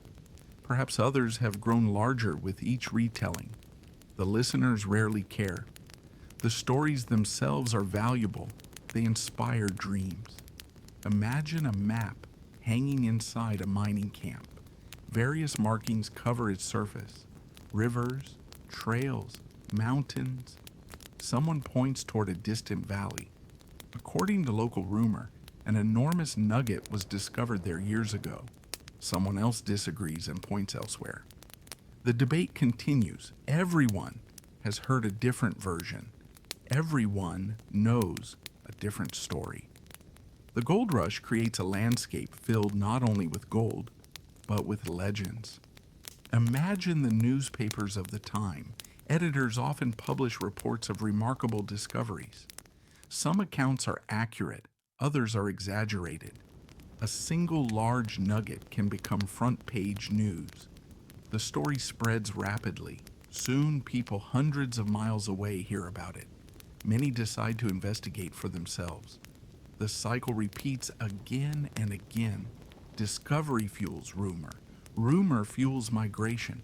Migration fuels more stories. Imagine a miner stumbling across an unusually large nugget. The moment feels almost magical. The heavy piece of gold rests in his hand. Proof that extraordinary discoveries really do happen. News of the find spreads quickly. Soon everyone in the region knows about it. And if one person can find such a treasure, perhaps others can too. The dream remains alive. Imagine a remote mountain valley at sunrise. Mist hangs above the trees. The river flows quietly through the wilderness. No miners are visible, no camps, no roads. The landscape appears untouched. Yet somewhere out there, according to local legend, lies a forgotten fortune. The idea is difficult to resist. The possibility lingers, even when evidence remains scarce. This is how many of the greatest gold rush legends survive, not because they are proven, but because they are possible. Imagine how these stories affect the people who hear them.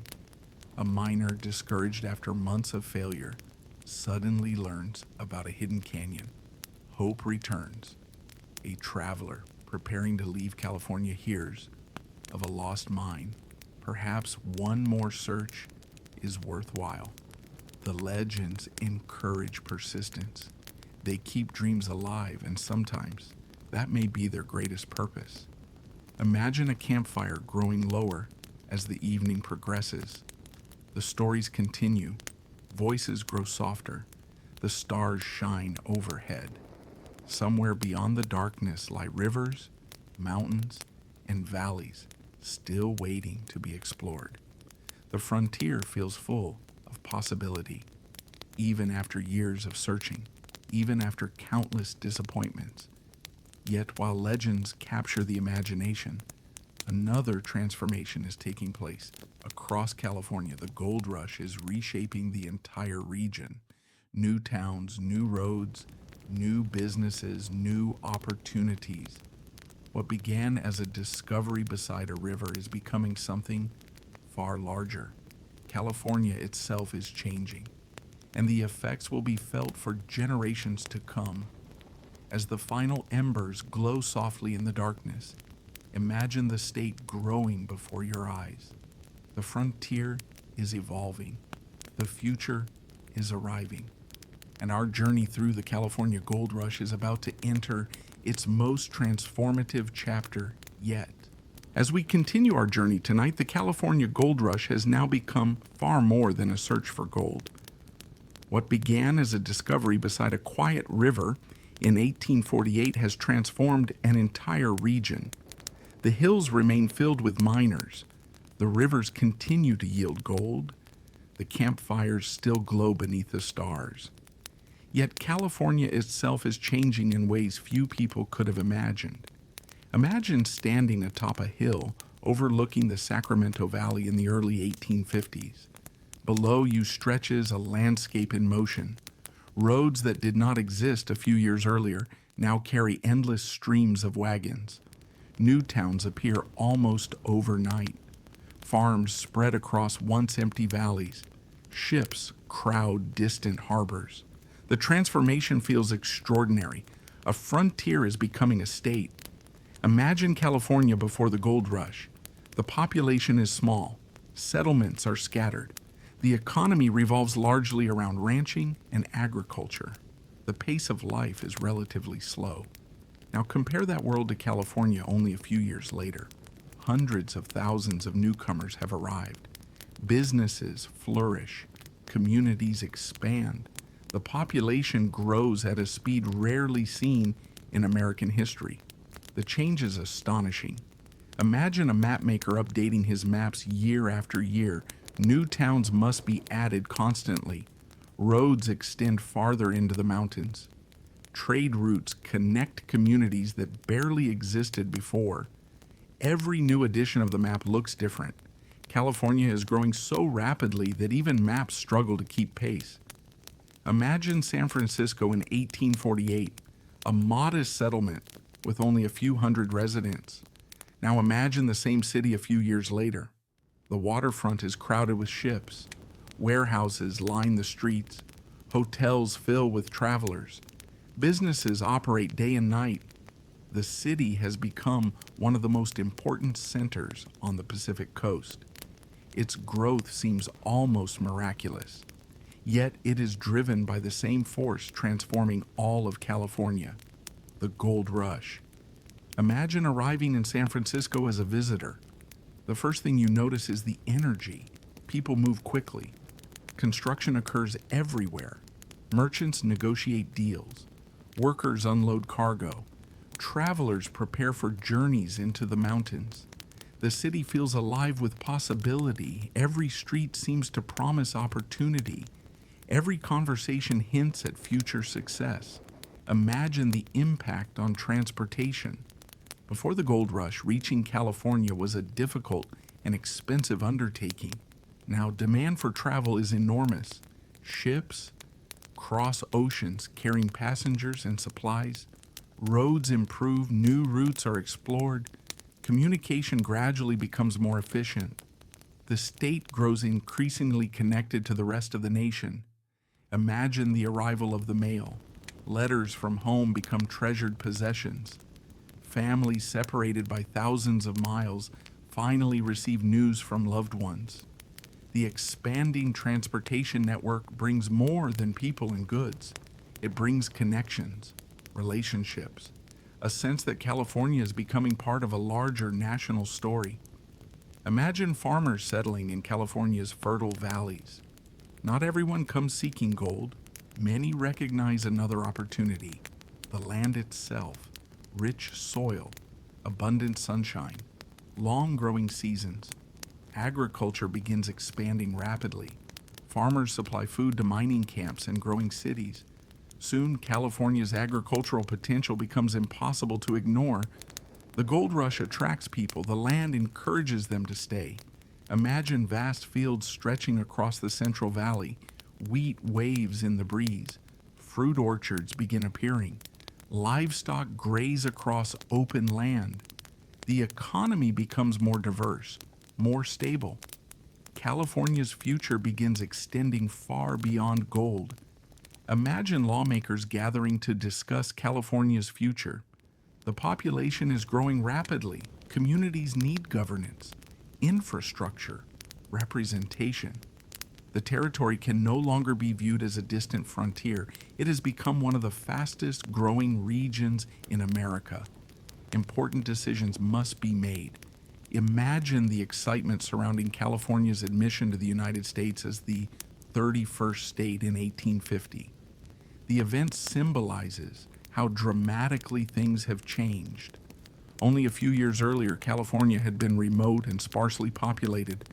Now it joins the Union as a state, a remarkable transformation achieved in an astonishingly short period of time. Imagine celebrations taking place throughout California. Flags wave in growing towns. Newspapers print the news. Communities look toward the future with optimism. Statehood brings a sense of permanence, a feeling that California's place within the nation is secure. The gold rush has helped accelerate that process beyond anything anyone expected. Imagine schools opening in growing communities, libraries appearing, churches being built, public buildings rising beside busy streets. These are signs of a society maturing, a society thinking not only about immediate opportunity but about future generations. The frontier is evolving. Imagine children born during the gold rush. For them, California is not a distant dream. It is home. The bustling towns, the growing cities, the busy harbors. These are simply part of everyday life. A new generation is growing up in a world shaped by one of history's greatest migrations. Imagine the countless individuals whose lives have been altered by the gold rush. Some found gold. Many did not. Yet even those who never discovered a fortune often became part of something larger. The creation of a new California, a place transformed by ambition, determination, and extraordinary change. Imagine watching the sun set over a rapidly growing town. The streets are busy, the buildings multiply, the future feels bright. Yet beneath all this growth lies a quiet reality. Nothing lasts forever. Not every town will survive, not every business will prosper, and not every mining camp will continue producing gold. Already some rivers yield less than they once did. Already some dreamers are moving on. The gold rush remains powerful, but it is beginning to change. The easiest gold has largely been found. The future belongs increasingly to larger operations, more advanced techniques, and different kinds of mining altogether. A new era approaches, one that will gradually bring the age of the independent prospector to an end. As evening settles across California, the rivers continue flowing through the mountains. The towns glow with lantern light. The dreams of thousands remain alive. Yet, change is coming. The gold rush will not last forever.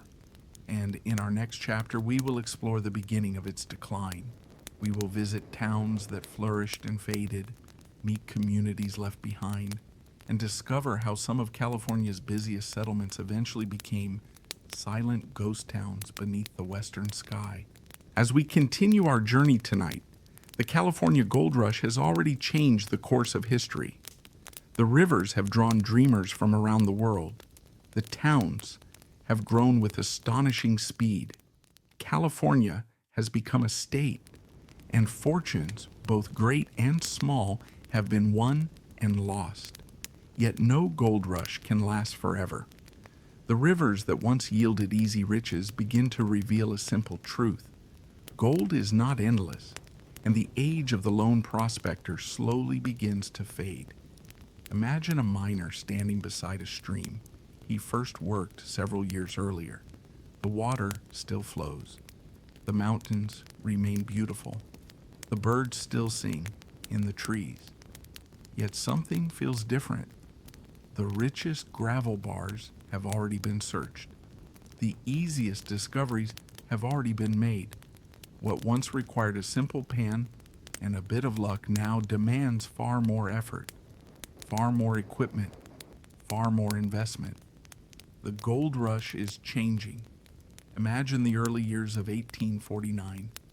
A single person with a shovel and a pan could arrive at a river and begin searching immediately. Success was never guaranteed, but the opportunity existed.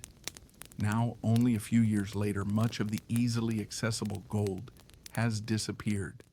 The remaining deposits often require larger operations, more workers, more machinery, The era of industrial mining is beginning. Imagine an enormous mining operation carved into the side of a California hillside. Water races through channels.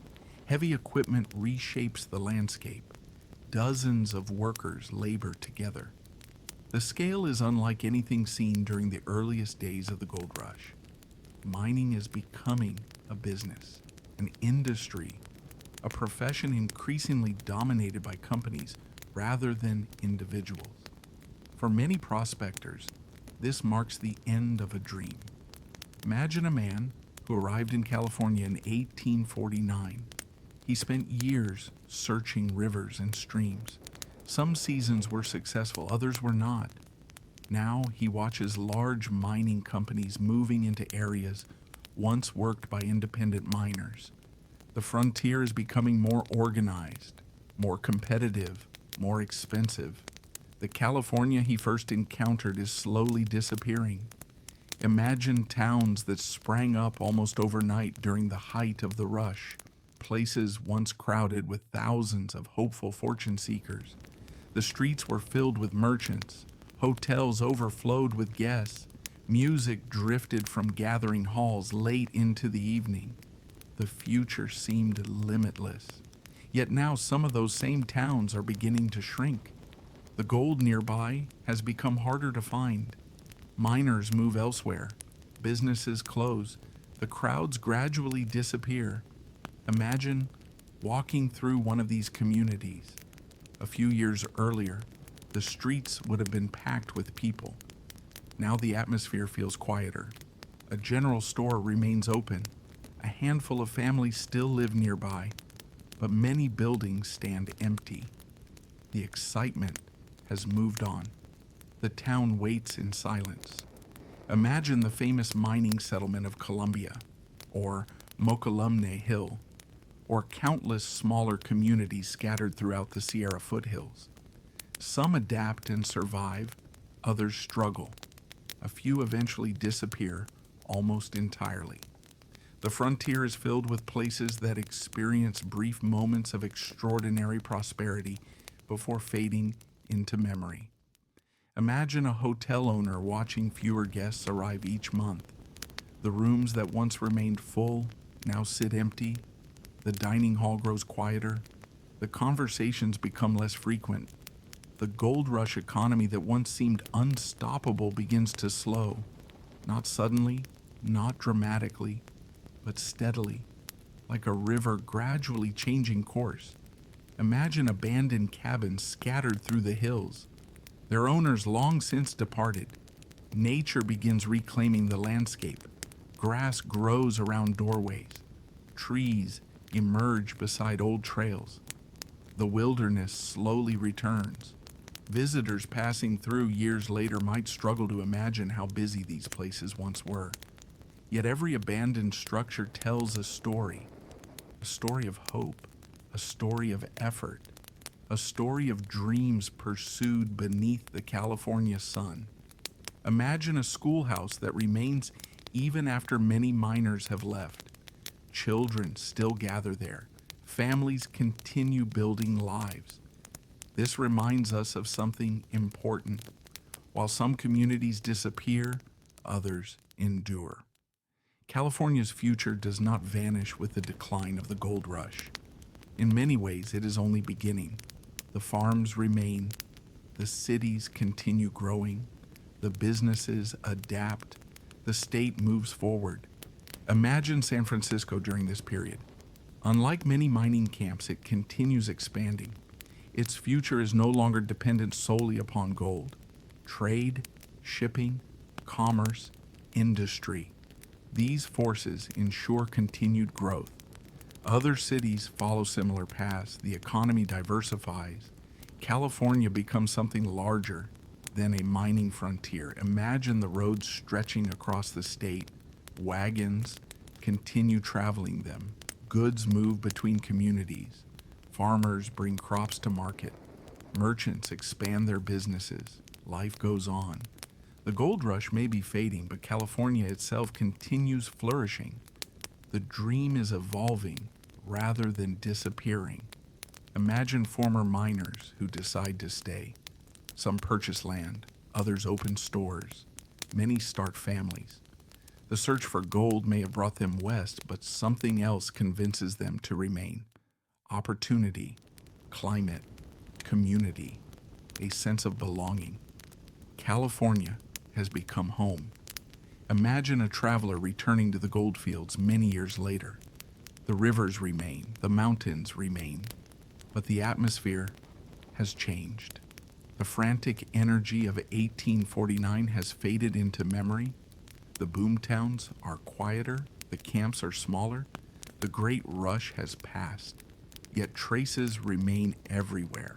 Old mining equipment, weathered buildings, forgotten trails, echoes of one of history's most remarkable migrations. Imagine standing in a ghost town at sunset. The buildings are silent, the streets empty, the wind moves gently through the trees. It is difficult to believe that thousands of people once filled this place, yet they did.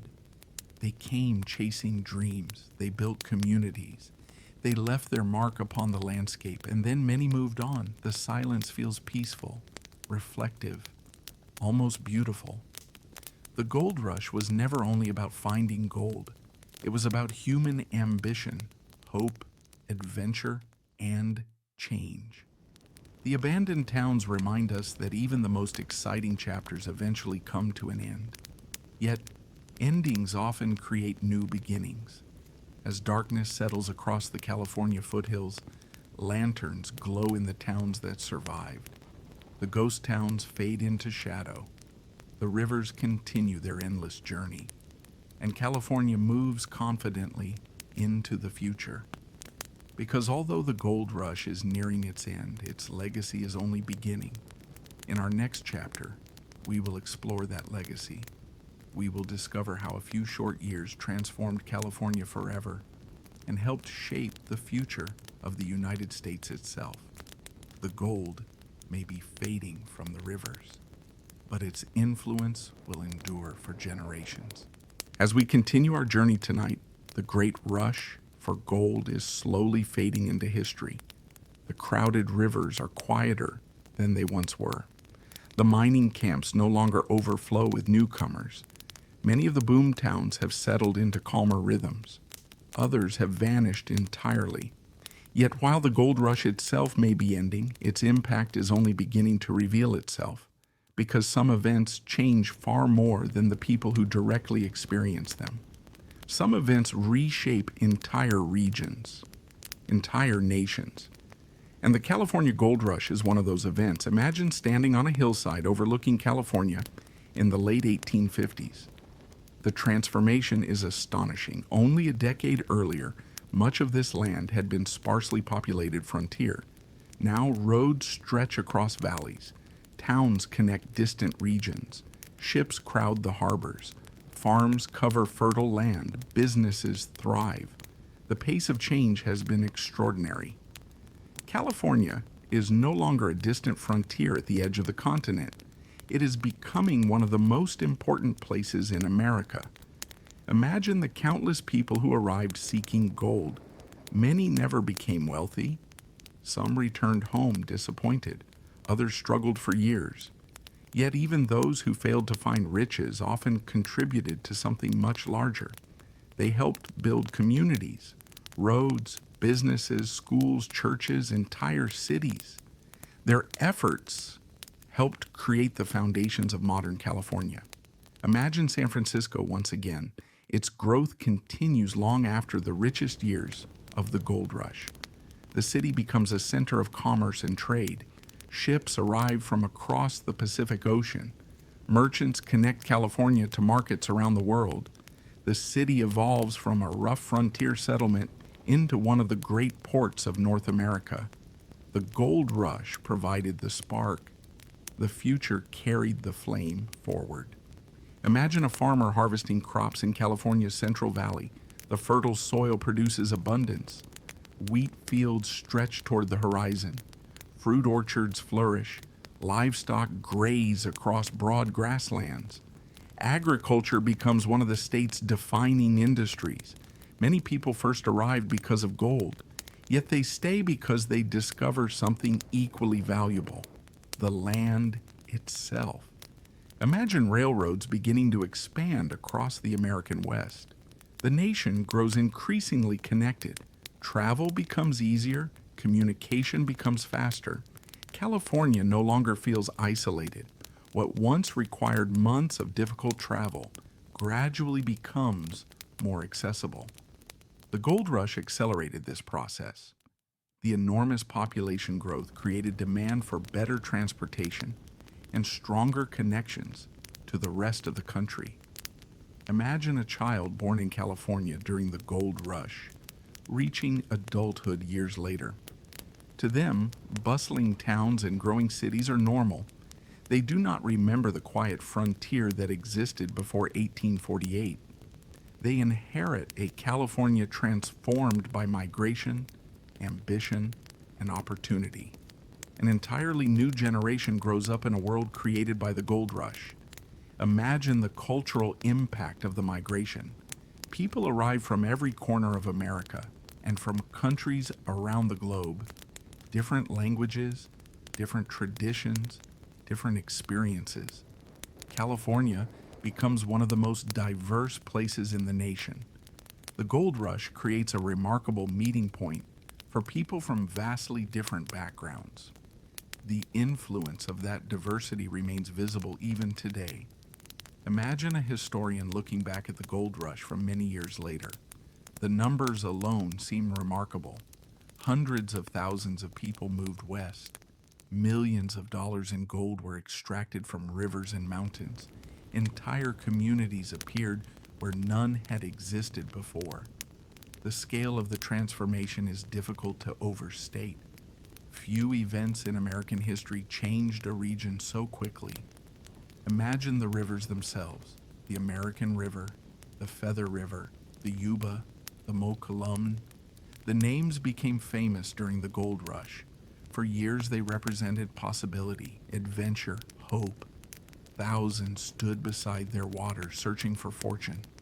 Today the rivers continue flowing as they always have, calm, steady, unconcerned with the dreams that once surrounded them. Nature moves at its own pace. Imagine old mining equipment resting beside a forgotten trail, a rusted shovel, a broken sluice box, the remains of a cabin. These artifacts survive as quiet reminders of the people who once lived and worked here. Each object represents a story, a dream, a journey, a chapter in someone's life. The gold rush may have ended, but its stories remain. Imagine a visitor exploring a preserved gold rush town today. Wooden sidewalks line the streets. Historic buildings stand where they have stood for generations. The atmosphere feels peaceful, almost timeless. It is easy to imagine miners walking these same streets, merchants opening their stores, children playing nearby. The past feels surprisingly close. Imagine all the dreams that brought people west. Some were fulfilled, some were not. Yet nearly everyone who participated became part of a larger story. A story about opportunity, about risk, about the willingness to pursue something uncertain. The gold rush remains one of the great examples of human optimism, the belief that somewhere beyond the horizon, a better future may exist. Imagine the sun setting over California. The mountains glow softly in the fading light. The rivers reflect shades of gold and orange. The towns settle into evening quiet. The frantic rush has passed, but the legacy remains, visible in the cities, visible in the roads, visible in the communities that continue thriving. California was changed forever, and so in many ways was America. The gold rush helped accelerate westward expansion. It encouraged migration. It fueled economic growth. It transformed the Pacific coast into an increasingly important part of the nation. Its influence reached far beyond the mining camps, far beyond the rivers, far beyond the search for gold itself. As darkness settles gently across the foothills, imagine the countless travelers who once arrived here filled with hope. Some carried shovels. Some carried business plans. Some carried little more than dreams.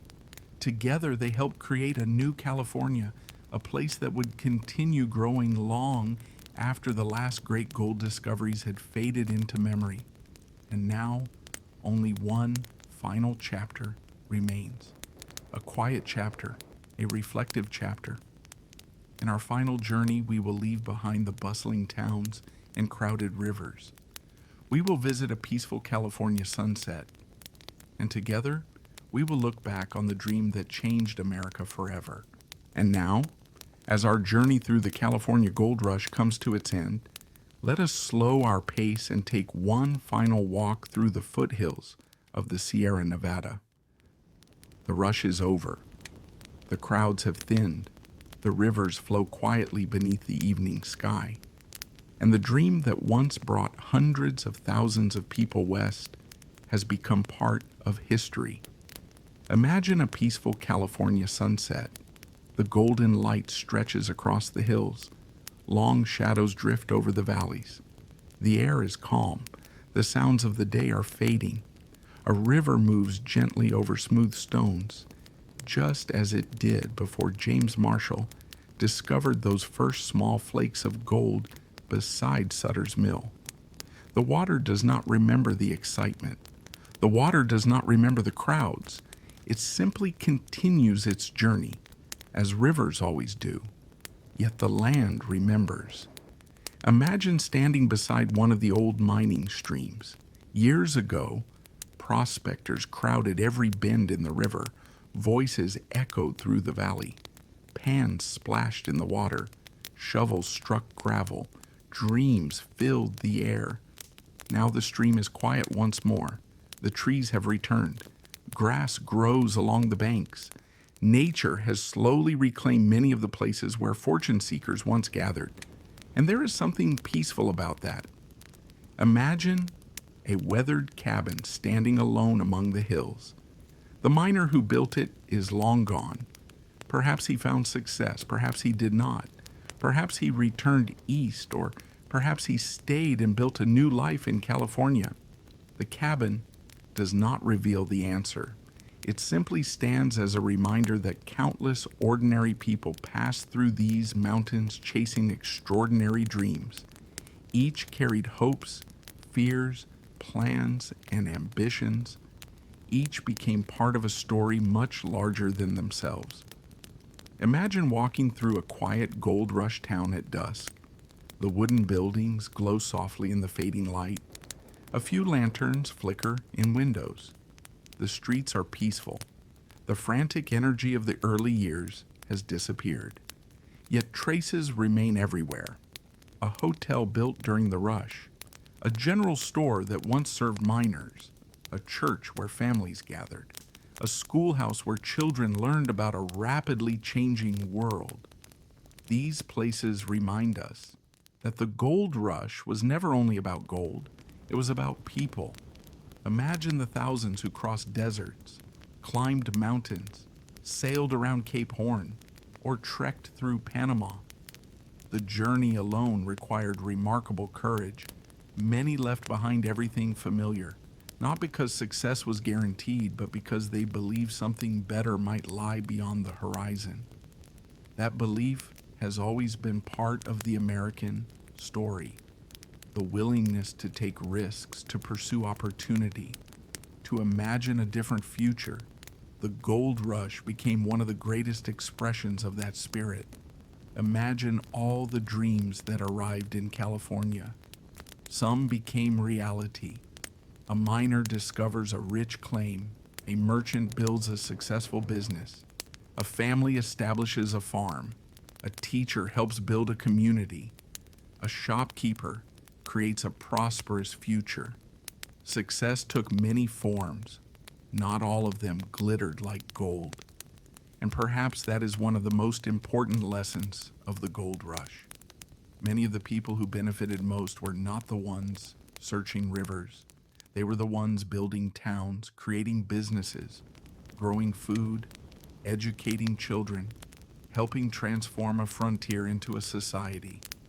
Imagine the sun sinking lower behind the distant hills.